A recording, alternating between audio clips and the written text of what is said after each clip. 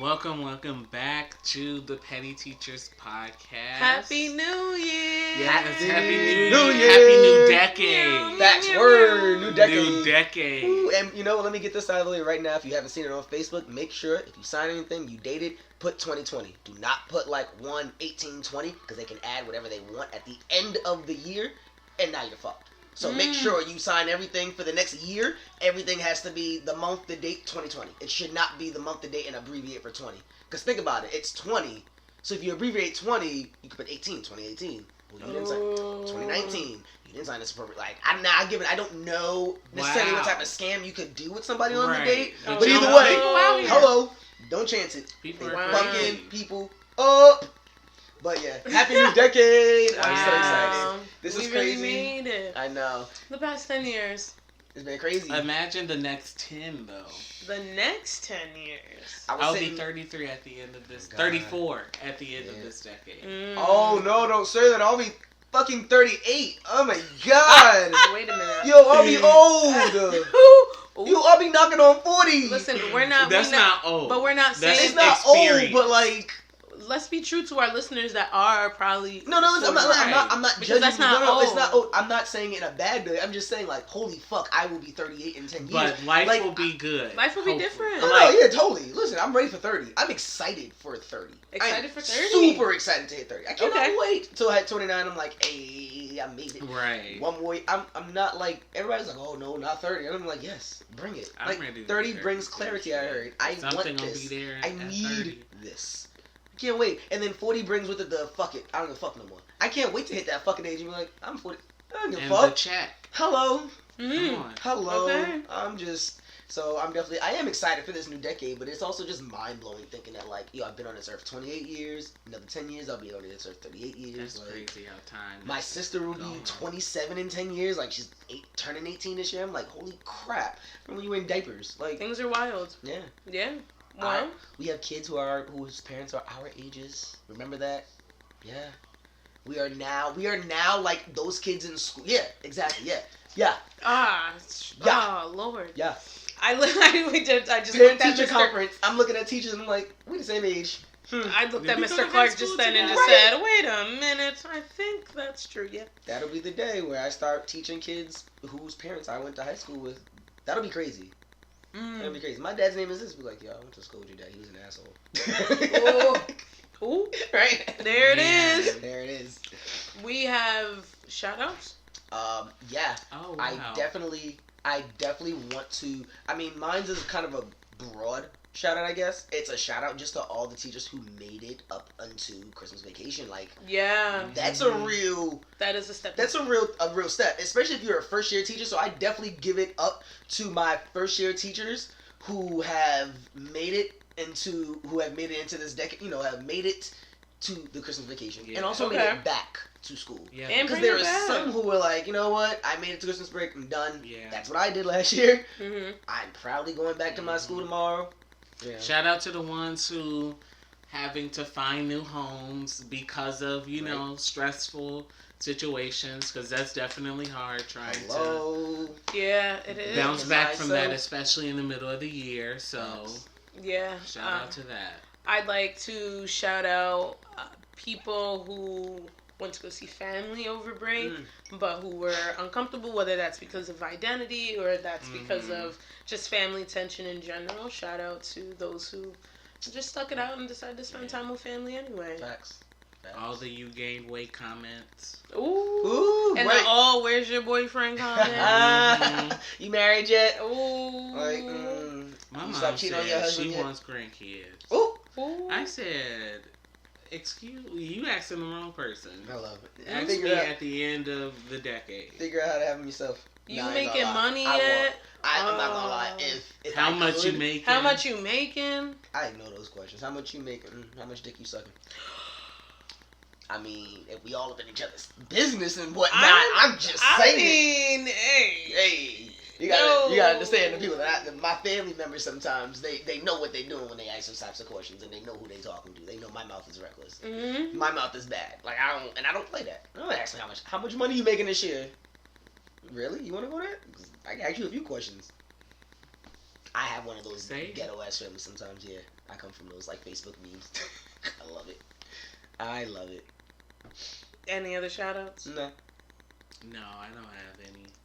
Current events? Yes, the baby got locked up. Yeah. I was rooting for that boy. Like that Tyra, that episode of America's Next Top Model. We were all rooting for you. I was rooting for you. He had it. Like, peak stardom. Yep. Super popular. Well, what did he get arrested for? Well, so this time he was arrested for assaulting his promoter. Or assaulting a promoter at a party, I guess it was. He like poured apple juice on him. He hit him a couple times. They got it all. Was there footage for this one? Yeah, Where were they, in a club? Outside the club, I believe. So evidently the dude also like screwed him over on like 10 grand, and he stole $80 from him. That was the bigger thing too. Was he stole $80? I'm like, you stole $80 from him because he owed you 10 grand though. But like 10 grand, $80 in his scheme of 10 grand. I imagine he did it as like I got you now. Right. But like, let me take your little $80 that you got on you. Now you still owe me what, $9,920. Right. Like I'm gonna rag you, but I'm gonna just take all the money you got, and it ain't much. Right. And now I'm locked up. So like, what did you really get from that? So I mean, that's definitely disheartening. I was like, damn. But other rappers have bounced back from worse, so yeah, this is true. I'm hoping he gets. I'm sure he's gonna still have a prosperous 2020. Oh yeah. Everybody always bounces back from one arrest at least, right? I mean, I feel like you can't really be a rapper nowadays without it. Without one arrest. And it's good to have any one rappers? for pouring apple juice on something. I mean, pouring apple. Okay, apple juice. Right. But any rappers you could think of that haven't been arrested? Rappers, Chance. Right? Just rappers. Chance. Okay.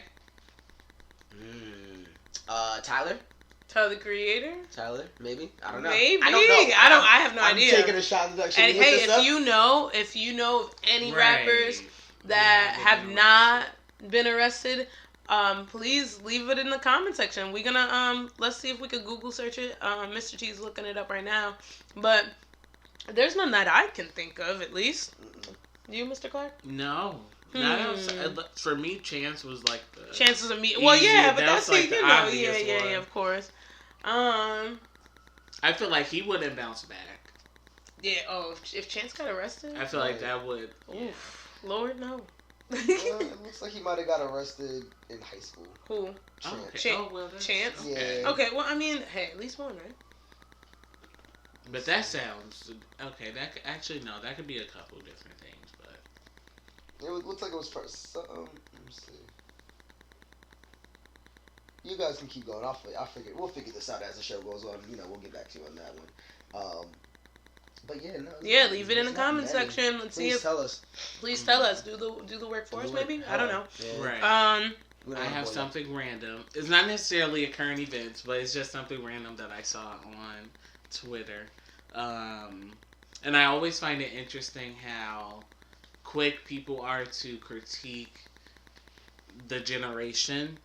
So this tweet said, I feel like my generation lost hobbies. Everything doesn't have to be a hustle, side hustle, or money-making enterprise. Right. Sometimes it's just fun to do something because it brings you joy, peace, relaxation, or allows you to be creative. Mm-hmm. Let's rediscover hobbies in 2020. Mm-hmm. Okay. So what do you think of that? Hobbies should not be something that you are capitalizing on. Well, here's my thing, right? I think with our generation, I really do believe one thing that we have solidified is this idea of I'm not doing work for nothing. Mm. And like, even if it's just something that I enjoy doing, if I'm doing this and I'm giving it to other people, I'm not doing this for nothing. Yeah. I also believe a generation that also believes in helping each other too, though, right? Mm-hmm. So like, I may make these little scarves, but I'm not gonna charge you $50 because I put all the work in. I'll just charge you like 5 or 10, which will allow me to keep up on my supplies. I mean, it may not give me much profit, but this is me helping you because you like this, right? Mm-hmm. And not really expecting much in return for it either, right? Or just helping for the hell of helping. Yeah. That's one thing that I to like go off of that. Also, I have noticed that like generations before us don't believe in helping just to help. Like, think about all your friends. You say thank you, you usually get no worries, no problem. But like the older generations is no, okay, you help me, I'm gonna help you. Right. It was just it was a trade. It was an exchange. Yeah. Right. Nowadays it's just no, I'm just gonna help. Like, don't worry about it. Like, I'm helping you because you're my friend. I care about you. If you never pay me back, I'm not thinking about that. That's not what we are built off of. Yeah, but I don't think. I mean, that also gives me a reason to think that that's how they were like back then too. Because okay, maybe sure, like maybe if I have potatoes and Mr. Clark has onions. Fine, like maybe Mr. Clark got more than just onions, but maybe he gonna invite me over to dinner. But that's still a no problem. We caring for the community, whatever kind of thing. So like, it just changed. It's just like it's changed its face because of access to resources and technology nowadays. So like, I could say that like there have been multiple generations of people that have been like that, but like, no, I get that. Yeah. You're absolutely right. Now, maybe I'm just not noticing the change of the face. I think it's also how strong capitalism has grown to where it makes it easier for us to need to capitalize on something. Yeah. So if I'm good at it, I might as well because I need the money anyway. Exactly. Right. So if these scarves are going to make me money, let me do it. Yeah. And I mean, we also are living in money makes this world go round. Mm-hmm. We are now realizing, I think we now more realize it than people before us, that we need these things. We need money. Money is just not as easy for us as it was back then. And the same way that schools are structured, we sacrifice the creative for I need tangible cash. Yep. And painting this picture right now is not going to give me the cash fast enough. Don't worry. Or at all. Yeah. I'm saying. Yeah, I do see a shift in this in that hobbies are becoming more like capitalism. But I also don't think it's a problem. Again, I think we're just doing what we need to do for the system we're living in. Exactly. When we're not able to make the same amount of money that our parents and grandparents made when they just you think about your grandmother who might have sat around and knitted just for the hell of knitting and made the entire family scarves and blankets and for the friends and all that stuff. Why? Because her husband worked all day long and he was able to afford the house, the food, the kids, no issues whatsoever, and still have money sitting in the bank. We don't have an economy that allows us to do that. We don't have that luxury. So we're gonna, if I'm making scarves, I'm gonna charge you because guess what? That scarf money is my dinner. That's what I'm using to pay for my food. My rent's paid, but even as a teacher, I need a side hustle. What?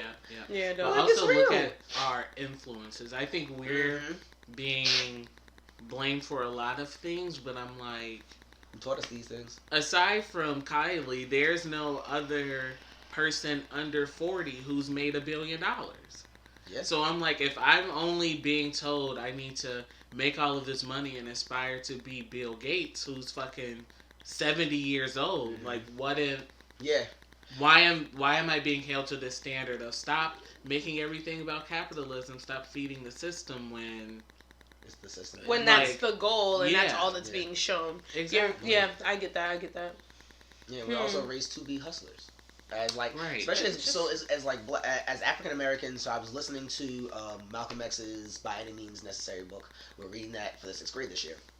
And there was this one part where they were talking about how, in the 20s and 30s, in Harlem, the idea of hustling for black people in Harlem, you sold drugs, you did these things, they were considered illegal, but because you could not get a job at the bank, you could not get a job doing anything else, of course the people in your neighborhood are going to turn us out because you need this hustle to survive. Mm-hmm. That has literally evolved and changed its face over multiple generations, and this is now how we're seeing this. Is, okay, we don't necessarily have to do illegal things to hustle and make money, but we still have to hustle because at the end of the day, I don't know if the person tweeting this was white or black, but I mean, as a white person, maybe you do have the benefit of saying, well, no, I can just have a hobby and I don't have to capitalize on it. Me, I don't have that option. I don't have a trust fund to sit on and say hello, if I'm making a whole bunch of scars, how long is that taking me? My hobby is grading. Hello. And if I'm doing anything extra, I'm definitely going to get paid for that. Because I don't get paid extra for doing the things I do in school, but I don't mind it. So anything outside of that, I'm definitely getting paid for. Right. Yeah. It's so that this whole conversation reminds me of wanting to coach for soccer or not. Because I think I did a poll on Instagram that was like, I value my time, but I need the money. Which one is gonna win in this case? Because I'm always drained after work. Work is probably done at 3:30, but then I'm like, I could get some extra money for the 2 or 3 hours after work, right? And I get paid almost $20 an hour. Okay, that's kind of cool.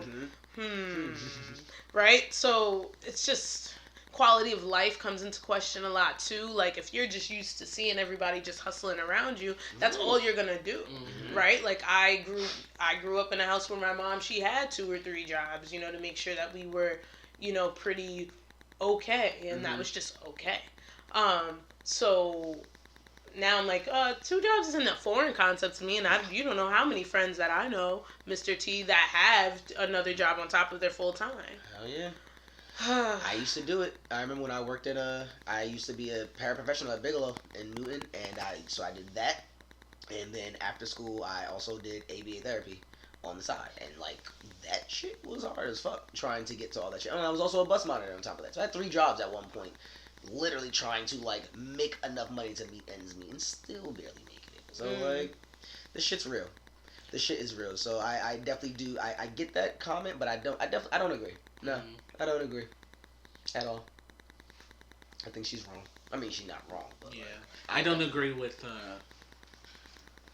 kind of the message that it's our fault. Yeah, exactly. Well, like it's a problem that we're capitalizing. Yeah. It shouldn't be considered a problem. It should be considered, hey, you need money, do what you got to do to survive. Hey, yeah. I know judgment across lines. I'm on NPR right now. And it's looking at an article regarding of national security and the U.S. Dropping the airstrike and killing the top Iranian general. Yeah. Before you even start that, can we just say Happy fucking New Year? What a great way to wake up. The day.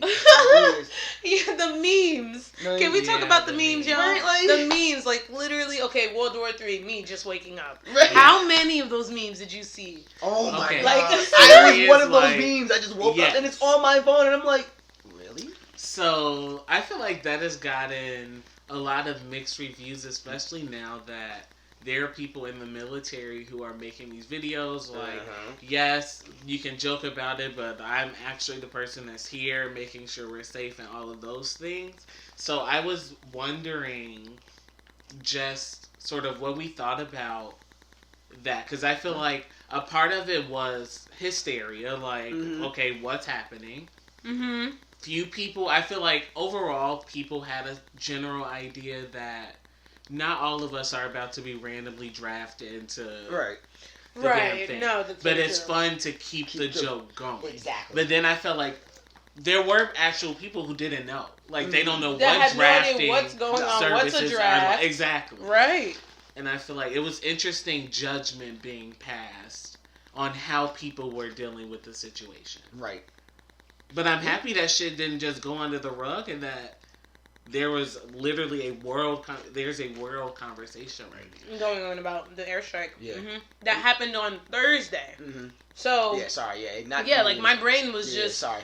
I had no idea what was going on because I'm like, okay, can I get the timeline? And so I'll make sure that I put this link in our description because this article at NPR breaks it down like day by day. Like it says Thursday was when the airstrike Thursday evening is what killed the general. What time was it? It's like super early in the morning, right? Did they say a time? It doesn't say a time.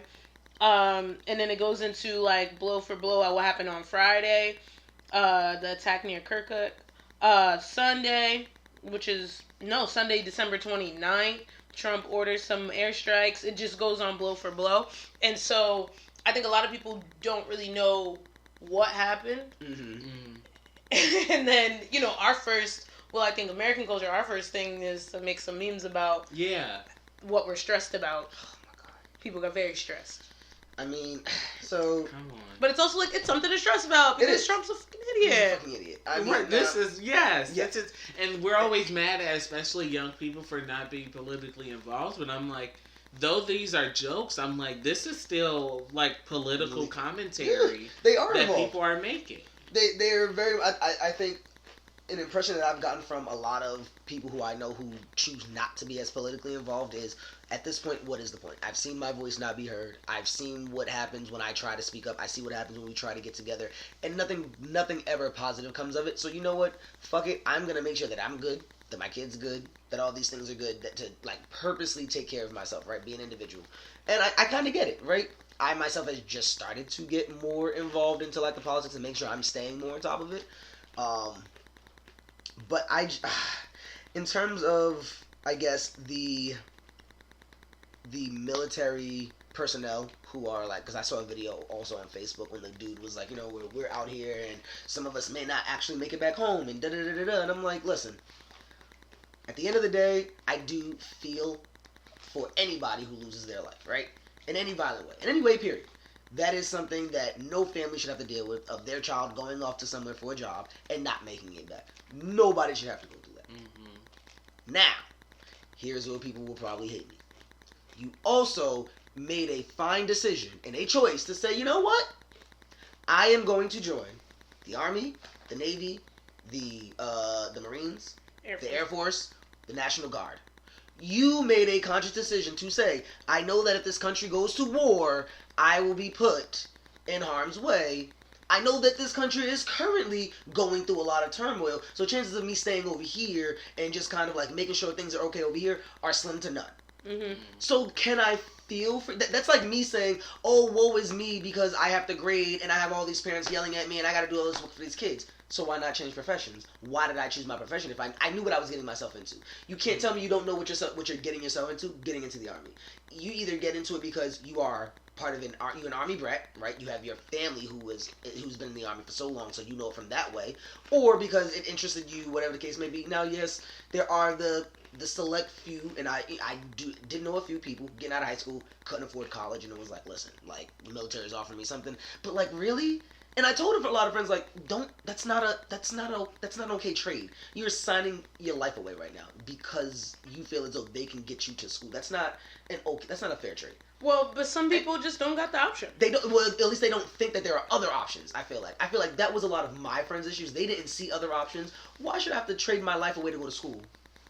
Why is that an option to trade my life for school?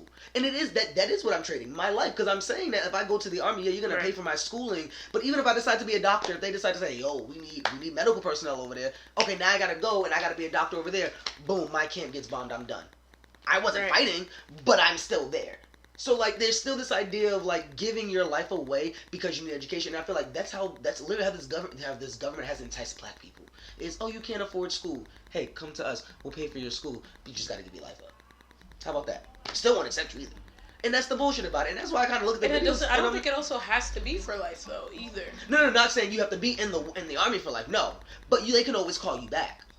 You know what I mean? It's one of those things where even though like once you're kind of in, they decide to call you back after your term is up. It's like, we need you right now because those are going to be the people they go to first before they start a draft. They can't do a draft. They can do a draft. It has to be a national emergency, but they first have to go through all of the Army personnel who is like just sitting to the wayside and waiting to be called. You know, who's is like, that so? Yeah, because that is the personnel. Because you got to think about it. We would be untrained. Like I'm untrained in the military, right? So before they come to me, they're clearly going to go to 35-year-old Bobby who hasn't been there in 10 years because he did his 8-year service, right? However long his service was, he's done, he's chilling, he's just making money, he's a veteran now. But they're going to call him first before they draft me. That, like, it makes sense, but I'm more of the person who's like, well, technically, what really be happening? Because we haven't done a draft in a very long time. You have to declare a national emergency. Well, it's also like, how would the draft look now versus the context of what the draft was then? That's why I'm like, I would have to know, like, yeah, we would like to assume that it's the same thing, but like, it's also like, America does make those protocols, like the emergency protocol. Yeah. Well, we'd like to think they do. No, anyway. it is a protocol where I'm guessing it would be similar where they just send you a letter, like, hey, you've been drafted. Because that's how it was done then. They sent you a letter. Now maybe it'll be a phone call because we got phones. Maybe it'll be an email because they can find you now. Yeah, but what if it was on Snap? Oh my God, they sent you a Snapchat. You've been recruited. You've been recruited. Wow. I would delete my Snapchat in a heartbeat. On Instagram, T. Can we say dual citizenship to Jamaica? Wow. Like, I'm out. I'm also out. Ludacris just got his somewhere. His wife, yeah. Hmm? A lot of people. His wife is from. It's not.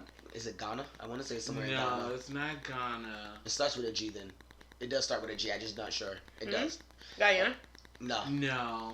I was mad he said the wrong country though in the video. He did. I'm dead. Yes. No.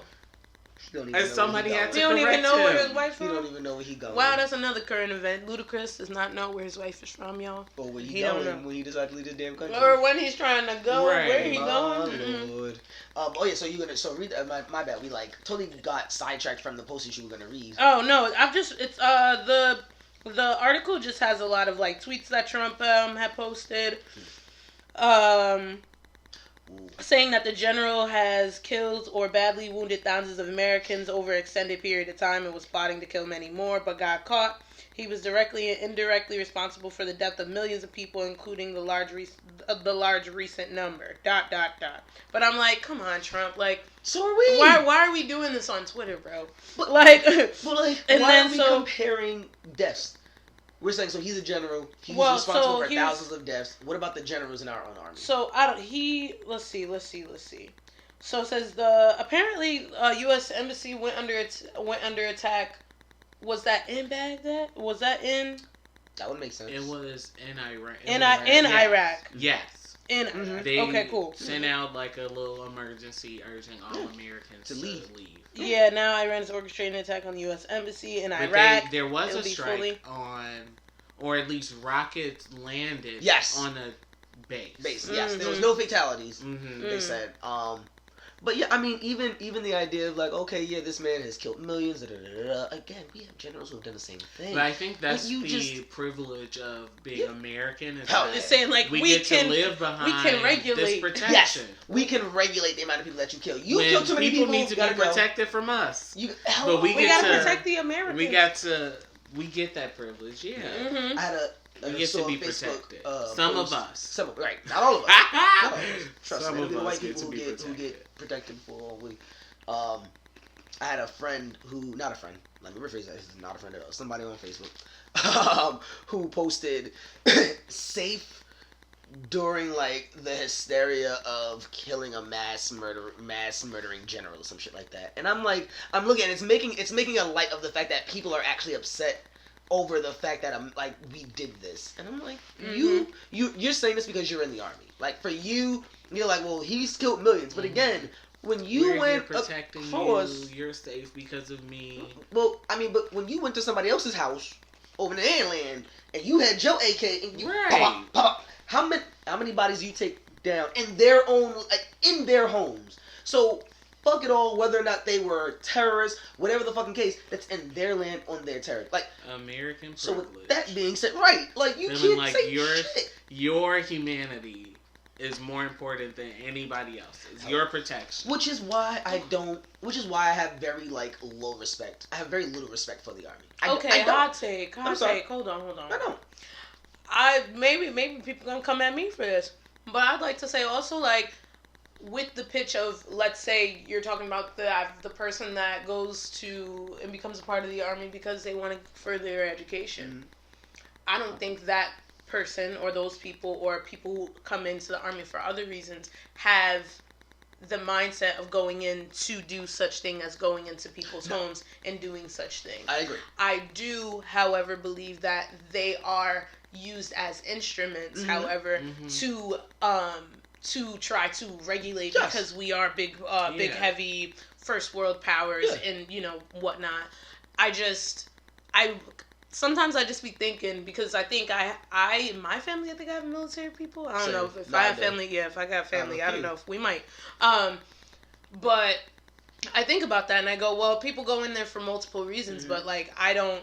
The actual people that are doing the killing, this is also why some of those people never come back the same way.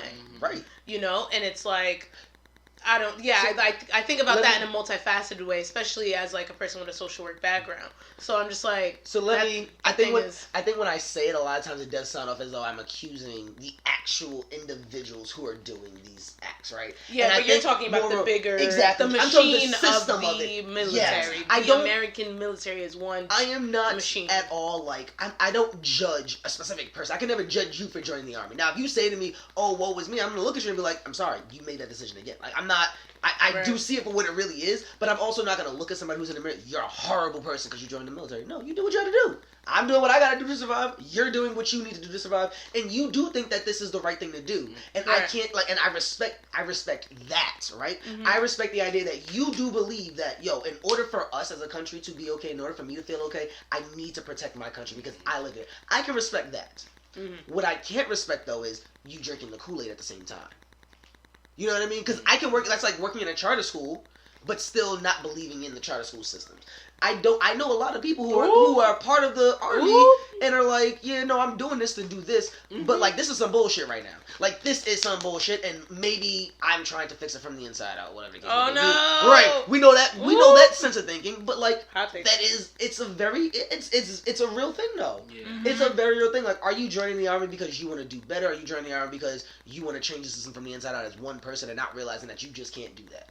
Mm-hmm. You need more people behind you to do this. You need to not be in there to do this. It's like cops who say, "Well, I'm a cop, so I can fix the system." No, you need to not be a cop to fix the system. Yeah, it's the only way you're going to fix it. So like, I get it, and I don't want to make it sound like I hate these people because my grandfather was in the army. So like, I do have a respect for them, but it's this idea that like you just please don't come to me on no bullshit acting like you know what you're doing is okay.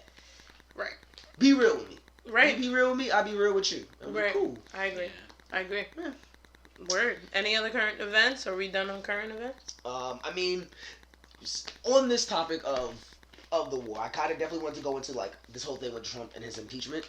Oh God. So I never watched House of Cards, but somebody told me that this is very similar to like what I guess the dude who plays the president has. Have you guys ever watched House of Cards? No. I was a Scandal chick. Yeah, me too. So evidently there's one part in House of Cards where like the dude who plays the president, he's about to get impeached, and he does literally the same exact thing. Is he's on his way to impeachment, he starts a war. And I'm looking at it like, that is a very smart ass idea because you make people distracted by the chaos. Because now we're all distracted by this war that's about to come on. Fuck the impeachment. We're like, yo, we're not about to have World War III. Niggas are like, yo, I'm moving.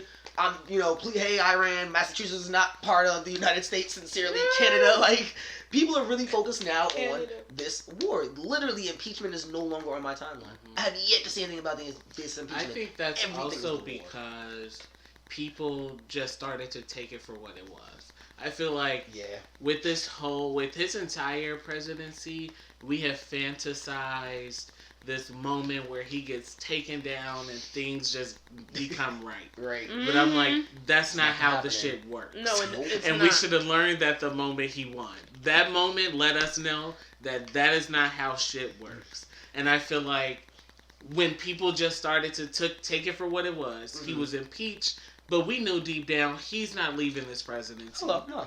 He'll be here. And he's gonna run again. Like, we need to realize this, come to that truth. He's running again. Hello. So now what steps do we need to take? And I feel like that's maybe why it's not necessarily news anymore.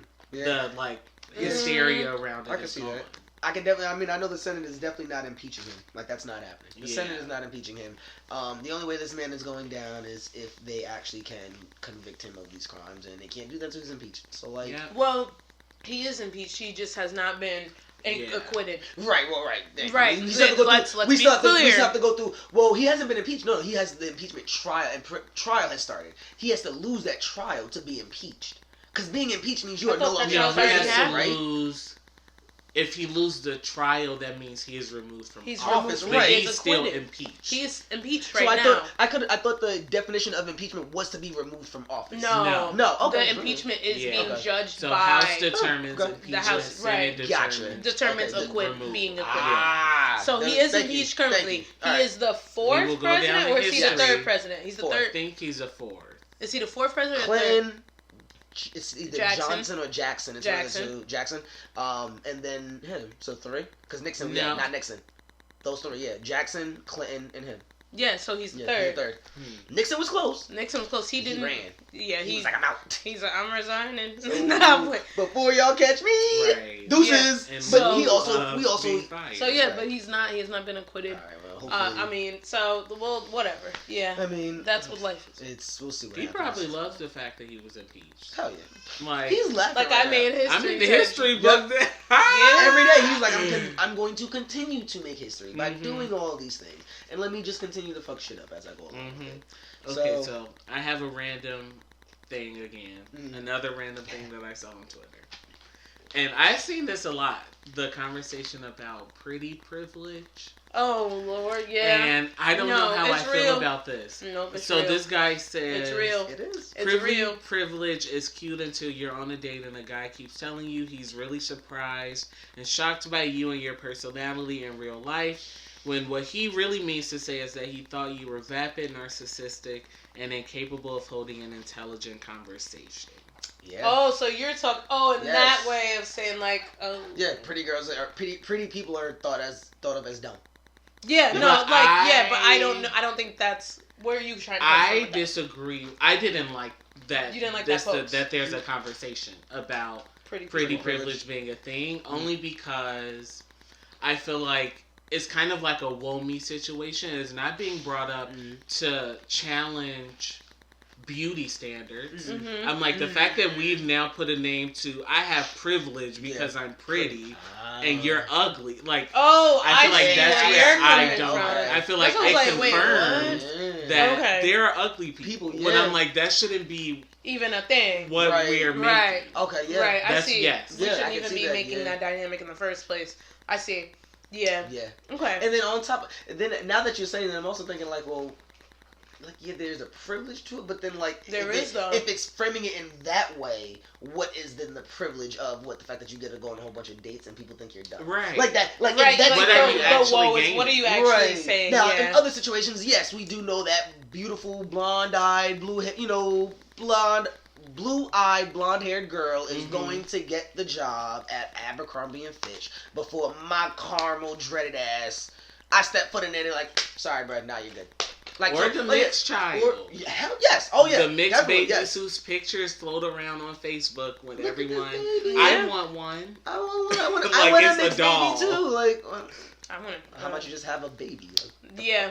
I think, like, pretty privilege is wild. Like, I was talking to one of my roommates about it because we were saying, like, being attractive people, you ought to be aware of, like, just the dynamic that is just being created. You know, like, I've seen videos. How many videos have we seen of attractive women taping a camera to themselves and walking through a city and watching men follow them? You know what I mean?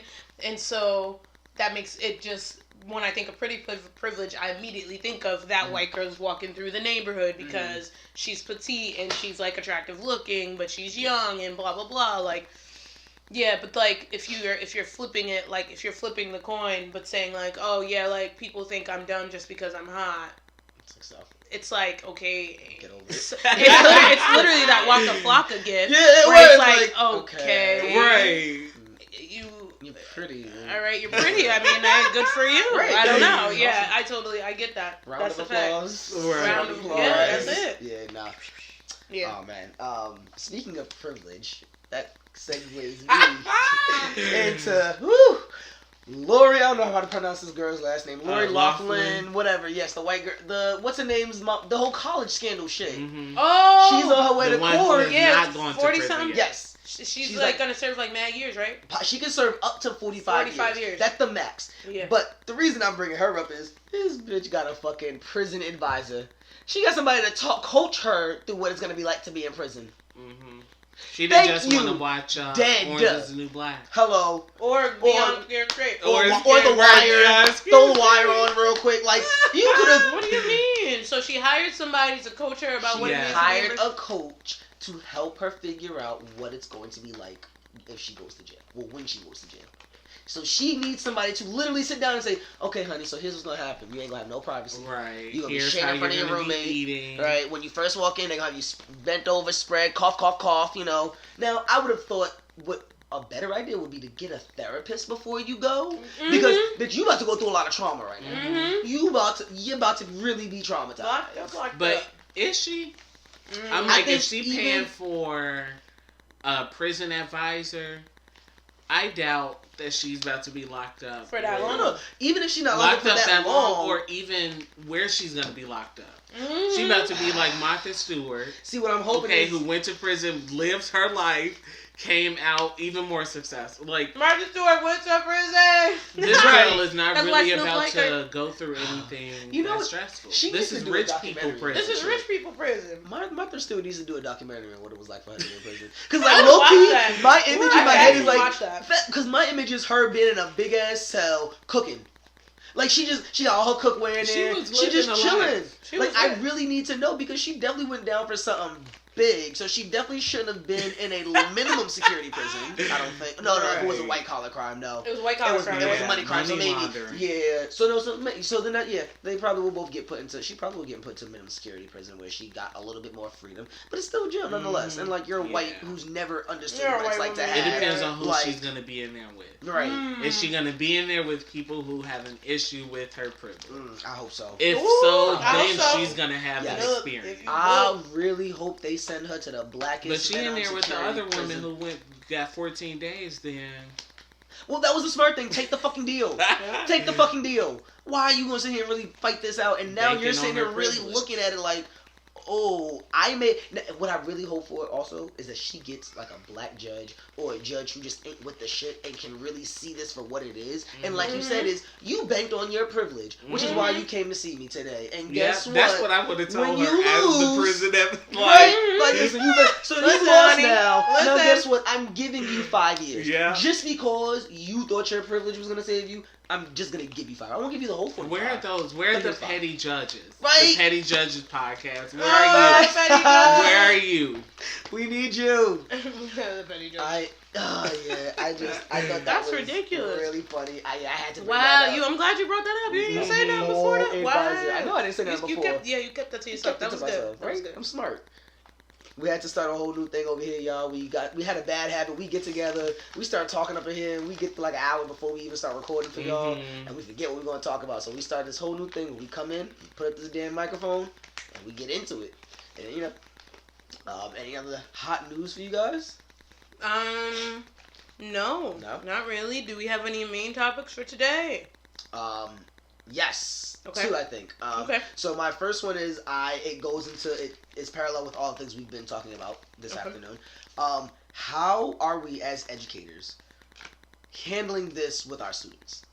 We are in a very politically charged time, right? Mm-hmm. And this is something that our students are seeing every single day on their phones. What they're talking about it with their parents. How do we deal with this knowing that we're not supposed to impose our own ideas on these kids, right? Right. We're also not supposed to debate, like you can have debates in class, but you're not supposed to let them get heated.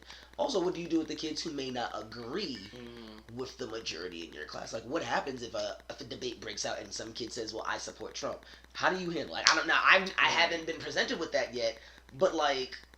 Get out. Let me stop. So it's gonna be early recess. Right. Everybody outside. Take your things and go to the dean.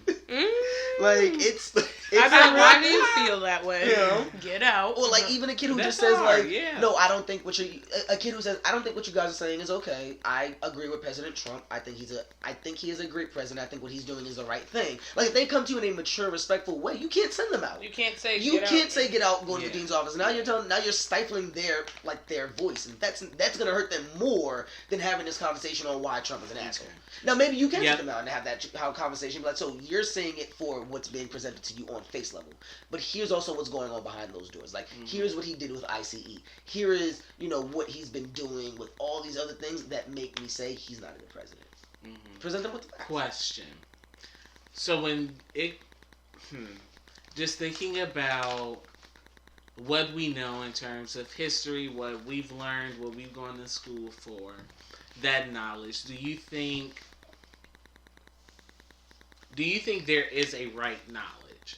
And I don't know if this makes sense, but I'm thinking about in terms of we're told and taught to respect people's opinions. But if I'm having a conversation with someone whose opinion is in support of something that has a direct impact on my livelihood, should I still be respecting that comment? No. Period.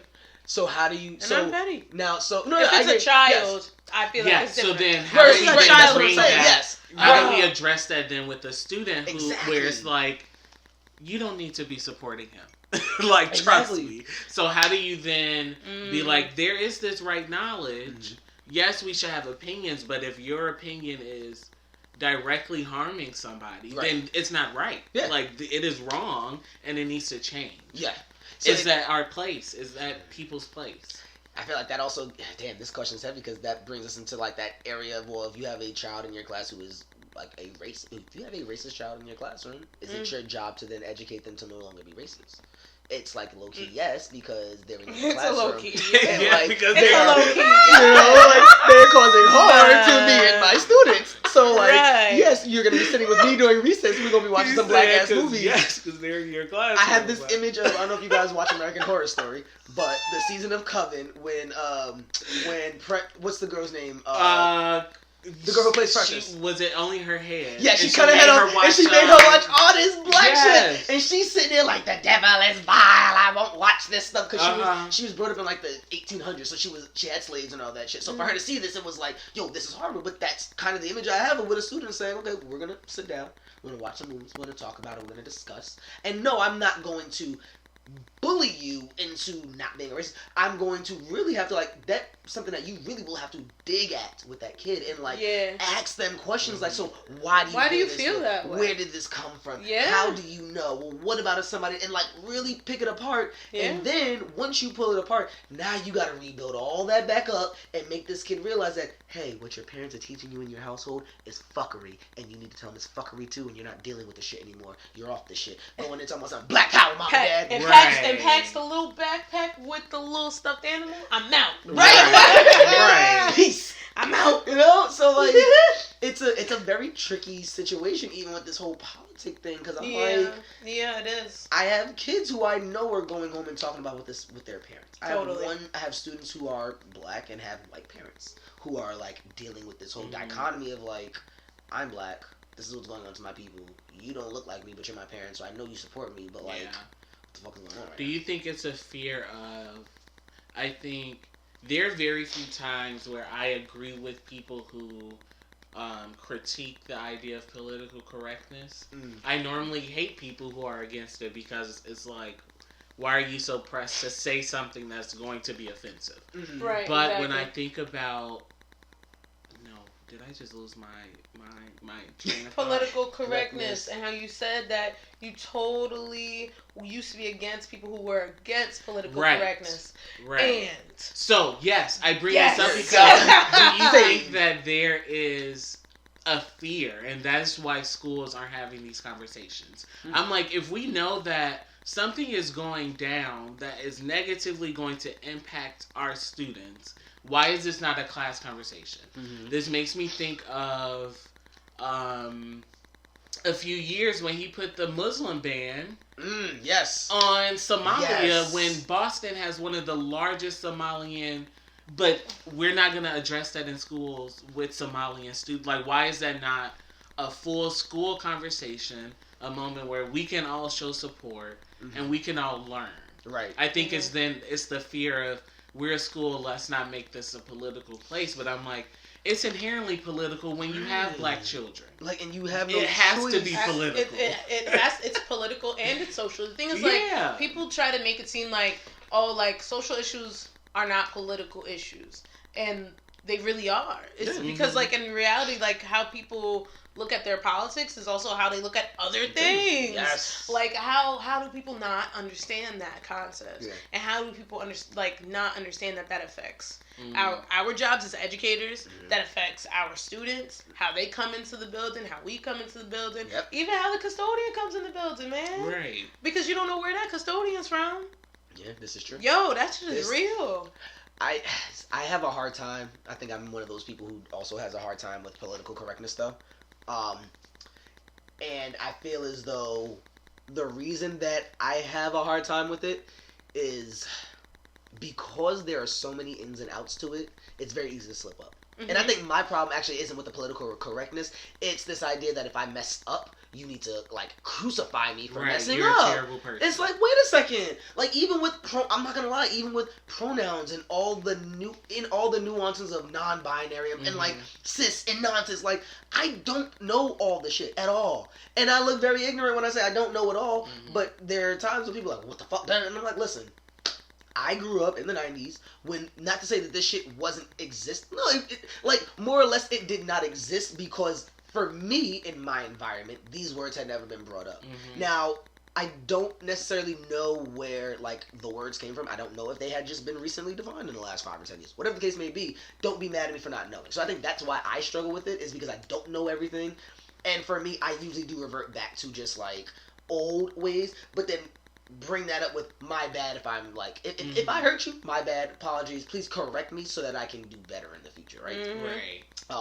So I think, you know, it's with kids in the school, I think it's kind of similar, right? Where you're like, you want to teach them that it's okay to mess up. What's not okay is to feel as though that you don't have to, like, apologize for that, right? Or this idea that you don't have to amend what you did wrong and then to continue to do it, right? So, like, the kids in my school, they've recently been throwing around the word faggot. I do not accept that. Like, absolutely at all. not. Like, we're not doing that. I will low key accept that you're gay. You know what? I've been saying you're gay since I was 3.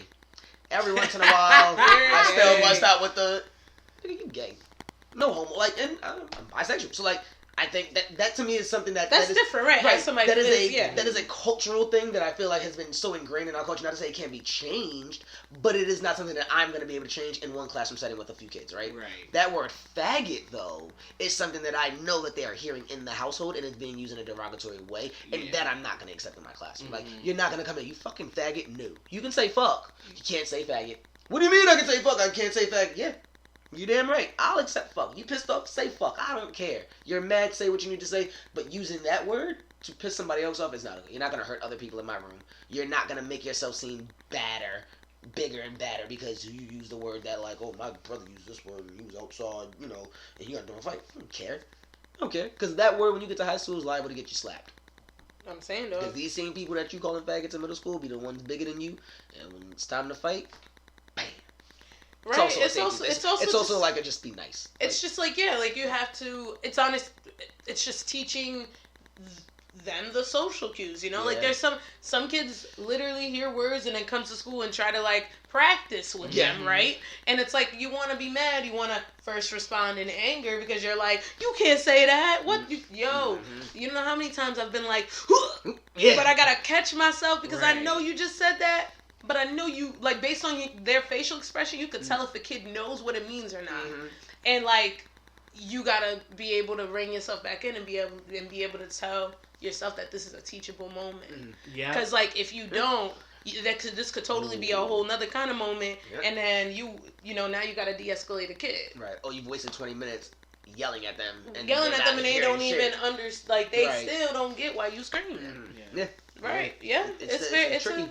It is tricky, especially when, you know, like you said, words can be triggering and, you know, kids just come out the woodwork saying some things and you're the one that's expected to keep it together. Exactly. So it's like, okay, like, I try to, it's real because sometimes you don't got an exit plan. No. Or you can't, and sometimes you just can't dip. You can't just, you can't just be like, hey, can you do this thing? Sometimes there's nobody around, so how do you get yourself, how do you have that conversation with yourself and then have that conversation with the kid without losing any nuts and bolts in the process. This is very true. It was actually a conversation we had at our school recently about, like, how do we create more safe spaces for students? And, like, for things like that, right? So, like, we realized that our dean of students, is it dean of students? She's a dean. Either way, she had a baby and she's been gone.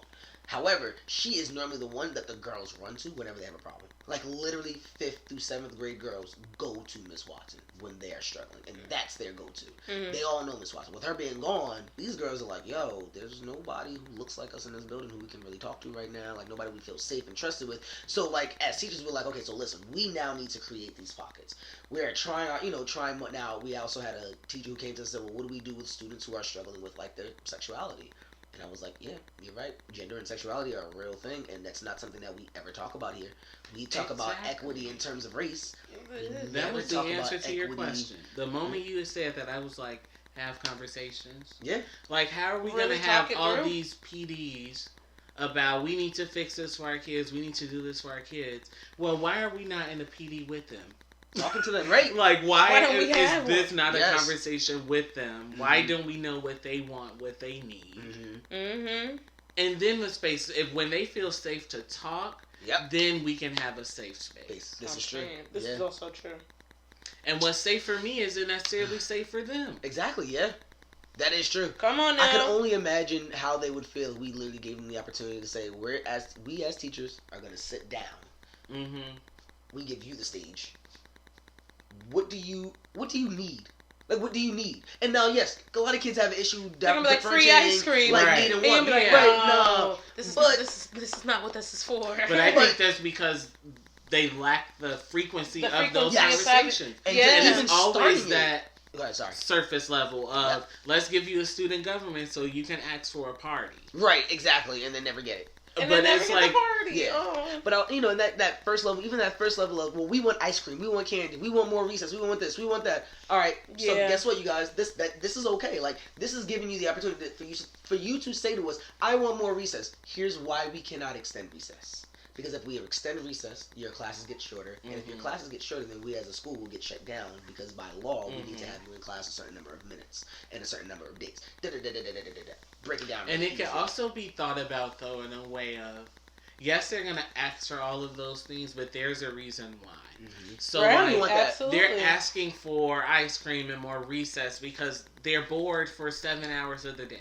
So if we then take class, let's somehow expand class, make that more active, make it more social, then they don't need to feel like, well, I need ice cream because I associate fun with ice cream. Right. Yeah, no, I agree. I'm one thing I'm really happy for in math right now is we're moving into like coordinate planes and ratios and things like that, so we can now play with a lot more things. Because math class for the first part of the year was literally just looking at the I miss taking out the bins and it had all the yellow little grids and everything. All counting used to be fun. Facts. Counting used to be lit. They don't even use the little what are they protractors anymore? Yeah, they still. I love using those things. And I think like even for ELA, like my push this second half of the year is like let's find ways to make this class a little bit more interactive for them. Like yes, it's English and we're reading books, but let's have more discussions then. Like let's let them talk now that we have a book that we can talk about. And why don't we trust sixth graders with? We have yet to have a Socratic seminar. Really? Those are I'm good. Like, why don't I know what they actually think of? Why am I not trusting them to have good conversation? You know what you could do? A fishbowl is a really good way. Fishbowl is good too. Right, it's a good way to do a Socratic seminar for sixth graders. Yeah, because it gives them the opportunity. I think a fishbowl tap in and tap out. Exactly, and I think it's better for them. Yeah, fishbowl is good. Big and the small, and then you pair them up. So now, but then also it's like, hey, don't forget, you said you were going to talk about these 3 things. You've only talked about these 2, and we got 2 minutes left. So now you're pushing your partner to go back in that circle and say, okay, boom, I said my 3 things. I've gotten this out. Then you switch. You talk about it again. Now your partner is going to, and it's just the idea of we're not doing this alone. We're building these skills together.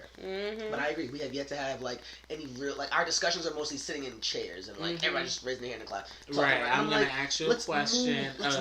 Basic comprehension question. Or even if it's a deep thinking question, it's still just we're sitting in our seats. We're deep thinking. Right. That's it. I may ask you to make an inference. I'm saying. Right. I mean, and you could also just grade them for saying at least one thing during that whole conversation. Because I think kids also get really spooked about speaking in general and sounding like they know what they're talking about. Because they get themselves so caught up in, I need to make sense, that by the time it's time to talk, the time done ran out and the conference, everybody's packing up for lunch. And What I also find interesting about that is what I noticed with my students is they have the like where they're reserved,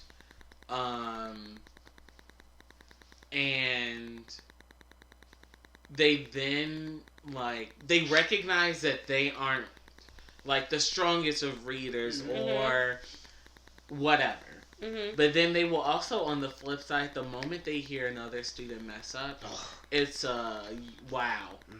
Why did you mess up? You don't know how to say this word. You don't know. And I'm like, excuse me, but you just messed that whole sentence up when I called you. And nobody said anything to you, right? Like, where's the compassion when it comes to learning and making mistakes? Making mistakes are okay.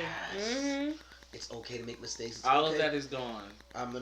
This is a quick little tangent. I just got to get this little piece out. It's okay to make mistakes with these kids, right? And it's okay for them to make mistakes. It's also super important for us as educators to realize that, like, we need to make these kids feel good about learning. Yes. I look at sixth graders as, like, this is your first time in a real school.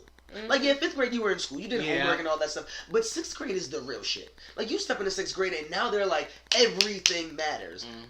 But yet we're like, but fail first. See what it feels like to fail. I need us to change this idea of kids should fail first, feel what it's like to fail, and then build themselves up, and switch it to make a kid feel like they can conquer the world, and then slowly start to take stuff off. Now, that's not what was given to me. What was given to me was, I can do anything I want, and I was always told, I can do anything I want. And then I hit an adult, and I was like, oh shit, I'm not a Superman, like all this beating up, but all this building up didn't really help me. But it was because there was also no taking off of like supports. It was that coddling thing, right? Rather than if we tell kids, imagine giving a kid an essay, right? You give them the supports of giving them the outline of it all, right? For the first part. Second part, you make them do the body paragraph, one body paragraph on their own. Third part, you take another one up, and like you just continually do that. They feel the heat of having the pressure of one part of them on them and saying, but the rest of this is okay. So I can just focus here. Like, let me bring my attention here. And I think it's something that I've really been struggling with this first part of the year is like trying to find a way to incorporate that into my classes of saying, make these kids feel amazing about these skills, the skills that they have, and then then grow with them. That's growth mindset. Growth mindset, That's literally all growth mindset. Yeah. I also think Strength there perspective. is an inconsistency in how kids are learning and what they're being taught. And I think that's why it's so jarring when they get to sixth grade, because like you said, shit gets real. The type of way that you're taught changes. The stuff that you learn about changes. And then in seventh grade, you may be going over the same skills, but honestly, there's no correlation between what you learned that year before and now. So you're just going through, if you didn't get the skills in the sixth grade, then you're not getting them in the seventh grade. So now you're behind in the eighth grade. Now you're behind going all the way through, which then makes us have this, we have to then rely on all these extra supports because it wasn't aligned in the beginning. If it was aligned, then we would be carrying the same skills, the same ideas, the same way of thinking all the way through. And then we would be able to get to senior year, and you don't need this checklist on the side of your paper because you know how to write a paper. You've been doing it for 7 years. Exactly. Right. It's tough. It's tough. It is. Our final topic is I thought this was a great topic. I actually have a couple of announcements. The petty teachers are looking for a social media bug. So if you are a petty teacher, but you don't really talk much and you don't want to talk like us, you don't have to. We need a social media bug, somebody who is able to help us keep up with our social media, somebody who's funny, somebody who's witty, somebody who's organized. Anything else? Anything else about this person? Somebody who's nice, very laid back, and we're chill. We're a chill little family, so we want you to be a part of us. So if you're interested in us, please hit us up on Instagram. We're at _the_petty_teachers_. We're on Twitter. What's our Twitter tag? Twitter tag is petty petty teachers _. And Facebook is just the petty teachers podcast. Or the email is pettyteachers@gmail.com. pettyteachers@gmail.com. Please talk to us. If you have any cool stories, that's another thing that we keep forgetting that we'll say at the end of every show is if you have any petty teacher stories, we'd love to read them. We'd love to hear from you. And we will read them on, we'll read them on the show.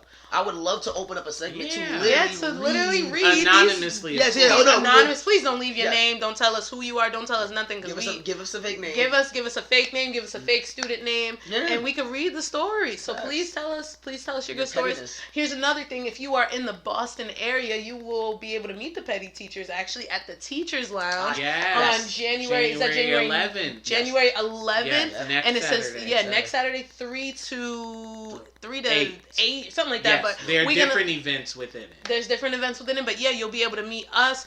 I hope that we'll be able to see you and possibly meet you and meet other teachers like us. It'll be lit. I think this year is gonna be off to a great start. This is gonna be great. We're so excited. Yeah, for us. Right. We're having a great time. So thank you so much, and we hope to make more content for you more quickly and more recently now that the new year is here. Yeah, we're definitely gonna be better on it. We got y'all. We got you. Love you very much. Love chicken grease and bacon sauce.